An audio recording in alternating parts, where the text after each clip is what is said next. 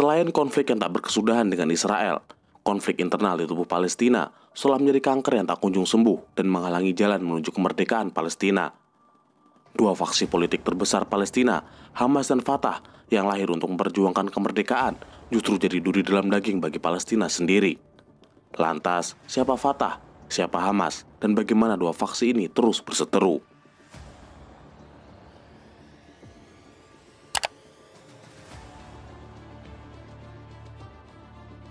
Palestina punya dua wilayah yang terpisah, dikenal dengan tepi barat dan Gaza. Dua wilayah ini dikuasai oleh dua faksi politik yang berbeda. Tepi barat dikuasai oleh otoritas Palestina yang didominasi oleh faksi Fatah, sedangkan Gaza dikuasai oleh organisasi Islam militan sekaligus partai politik bernama Hamas. Tepi barat menjadi pusat pemerintahan otoritas Palestina yang dijalankan oleh Organisasi Pembebasan Palestina atau PLO. Pemerintahan tepi barat yang berlokasi di Ramallah dengan Presiden Mahmud Abbas diakui dunia internasional dan PBB. Sedangkan Gaza dikuasai oleh Hamas sejak tahun 2007. Pemilu Palestina 2006 yang dimenangi oleh Hamas tidak diterima oleh faksi Fatah, sehingga pada tahun 2007 keduanya terlibat perang saudara, dan akhirnya mereka terpisah di wilayah masing-masing. Hamas ini juga yang terlibat konflik dengan Israel selama ini. Itulah mengapa dalam pemberitaan media kita lebih sering mendengar Gaza Hamas Israel ketimbang tepi barat atau Fatah.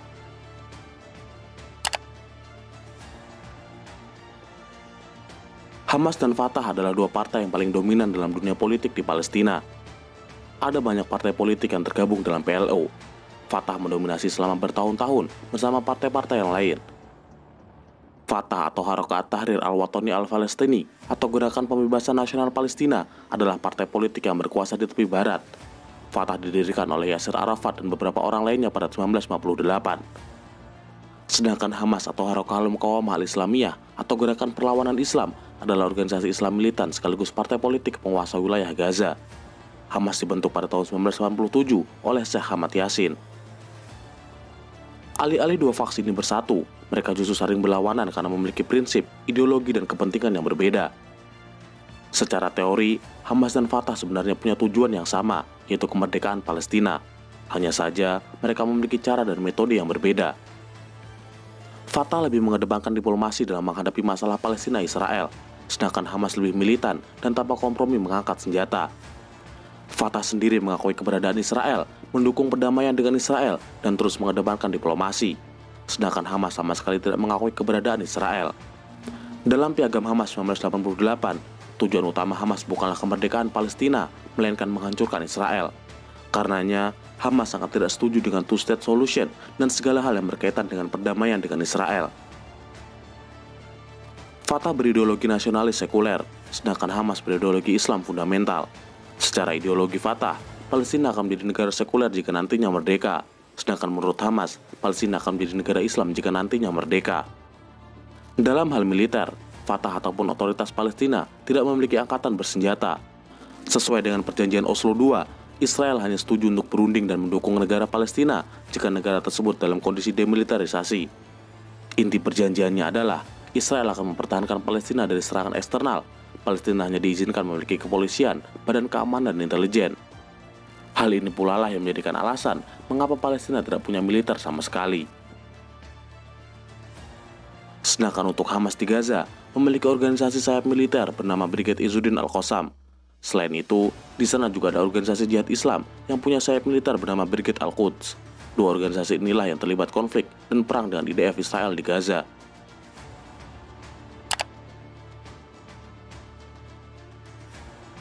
Perseteruan antara Hamas dan Fatah sudah terjadi sejak 19 tahun terakhir.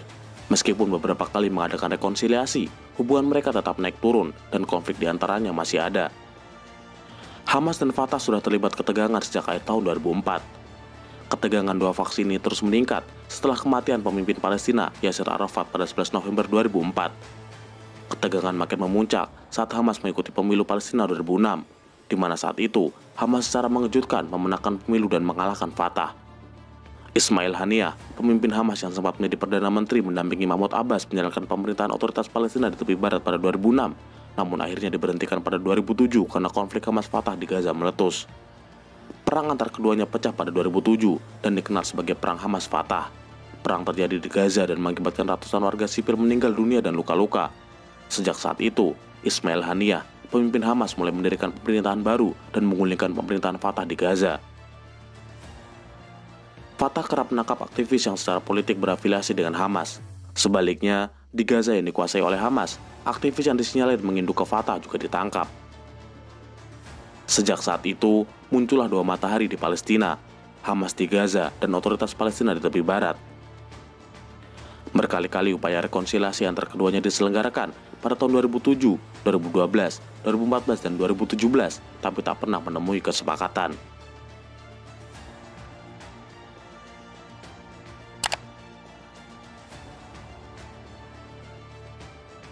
Pada 1973, Ikhwanul Muslimin, organisasi Islam yang didirikan di Mesir pada 1928, membuka cabang organisasinya, Mujama'ah Al-Islamiyah di jalur Gaza, sebagai wadah amal dan sosial untuk membantu warga Palestina yang terdampak Perang Arab-Israel III pada 5-10 Juni 1967. Mujama'ah Al-Islamiyah yang menjadi cikal bakal Hamas dipimpin oleh Syekh Ahmad Yassin. Organisasi itu diakui dan bahkan disokong dana oleh pemerintah Israel sejak tahun 1979 demi kepentingan menjaga ketertiban di Yerusalem.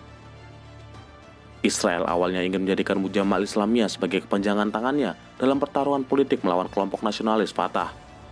Kala itu, PLO pimpinan Yasser Arafat adalah musuh Israel nomor satu. Untuk meredam kekuatan dan memecah dukungan yang begitu kuat dari rakyat Palestina kepada PLO, Israel mengizinkan Syekh Ahmad Yassin mengembangkan Mujama'ah Al-Islamiyah agar memecah kekuatan perjuangan pimpinan Arafat tersebut. Rencana intelijen Israel untuk membelah dukungan yang kuat terhadap PLO yang sekuler dengan menggunakan paham agama diakui oleh Moshe Arens, Menteri Pertahanan Israel periode 1983-1984 dan 1990 hingga 1993.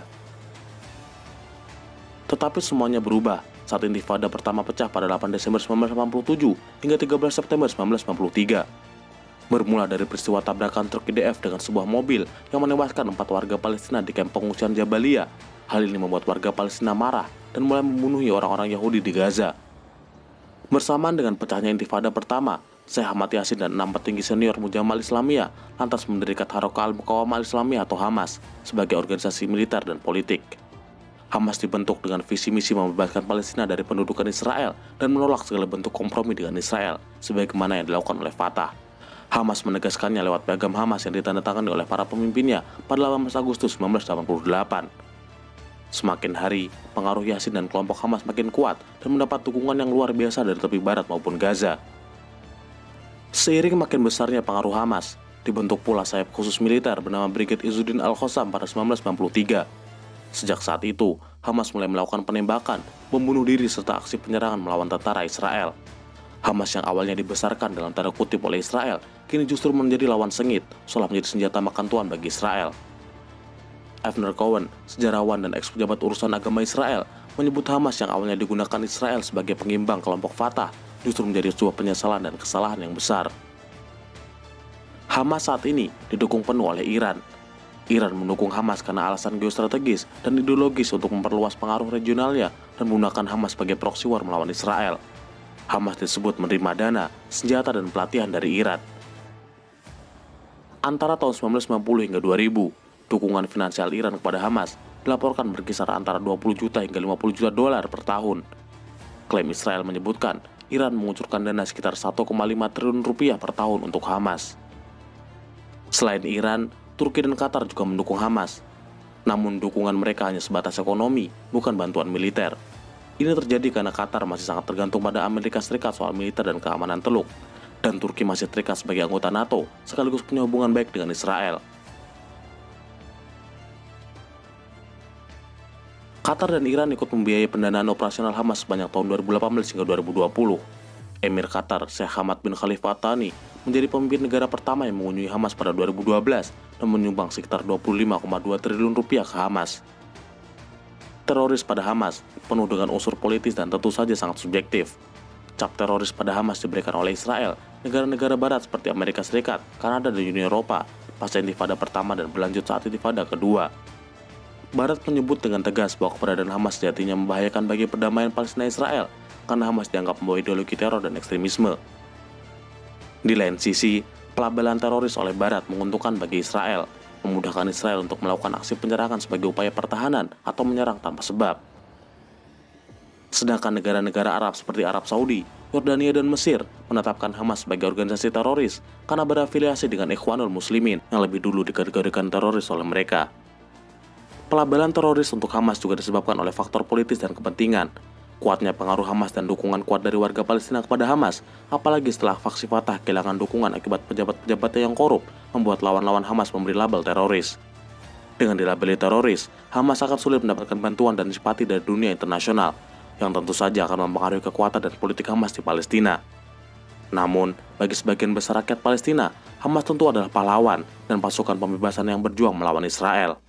Perdebatan apakah Hamas teroris atau bukan akan sangat panjang dan tidak penting, karena semua itu tergantung dari perspektif mana kita melihat.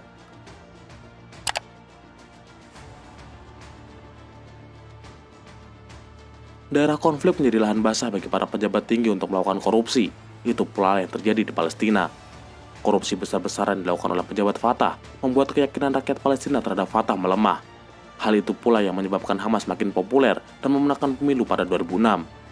Sayangnya, Hamas juga tidak kalah dalam hal korupsi. Para pejabat Hamas juga memiliki kekayaan yang berlimpah.